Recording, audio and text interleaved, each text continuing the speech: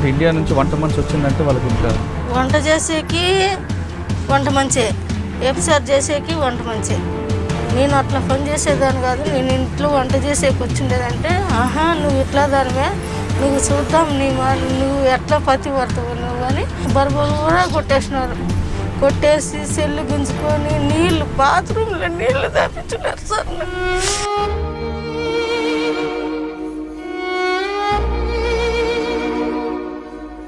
అంటే వాళ్ళ దృష్టిలో వంట మనిషి అంటే సెక్స్ చేయాల్సిందేనా?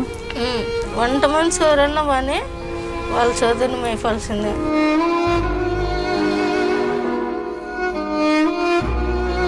అంటే ఆ రాత్రి ఎంతమంది ఉన్నారు? రోజుకొచ్చి 2-3. సరే నా బిడ్డ కన్నా చిన్నోనే కదరా నా కొడుకు అనుకుని